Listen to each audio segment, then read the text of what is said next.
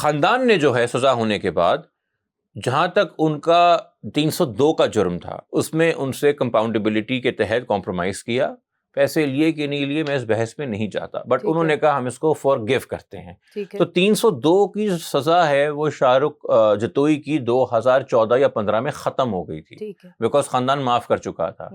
The only reason کہ وہ jail میں تھے اور اپنی سزا کاٹ رہے تھے وہ اس وجہ سے تھے کہ چونکہ ATC کی سزا ان پہ لگی ہوئی تھی۔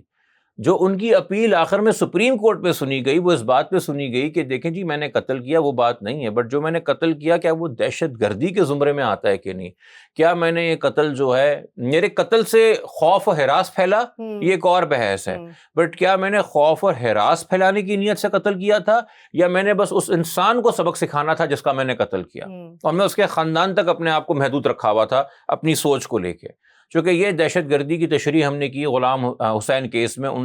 2020 میں آصف سعید کھوسہ صاحب نے فیصلہ بڑا تفصیلی لکھا کہ جی آپ کے کسی اقدام کے نتیجے میں خوف و ہراس پھیلنا دہشت گردی نہیں ہے،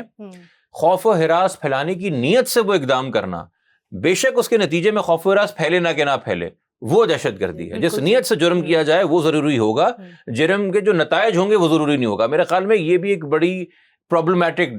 ڈیفینیشن ہے کہ ہم ایفیکٹس پہ فوکس نہیں کر رہے، کانسیکوینسز پہ فوکس نہیں کر رہے، بیکاز کانسیکوینسز وہ جو بھگتتے ہیں،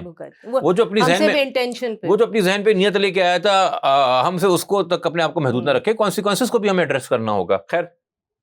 اس تناظر میں انہوں نے کہا کہ بھائی شاہ رخ نے اس لیے تو قتل نہیں کیا تھا کہ وہ پورے کراچی کو ڈرا دے، بے شک کراچی ڈر گیا اور بعد میں اس نے قتل کیا تھا اس انسان سے بدلہ لینے کے لیے جو بھی ان کی بحث منہ ماری ہوئی تھی، تو اس لیے ATC کے تحت تو یہ بے گناہ ہو گیا۔ 302 کے تحت فیملی معاف کر چکی تھی تو وہ اب ATC میں بری ہو گئے، اور وہاں پہ جو ہے کم سے کم ان کی کنوکشن کورٹ کی وجہ سے ہے کہ فیصلہ ہے مگر ایکوٹڈ سمجھے جائیں گے، وہ اس سے بھی ختم ہو گئے۔ تو یہ آپ کے سامنے کیس آ گیا جہاں ہم ATC کی آڑ کیوں لیتے ہیں۔ اب ATC کی آڑ لینا غلط کیوں ہے؟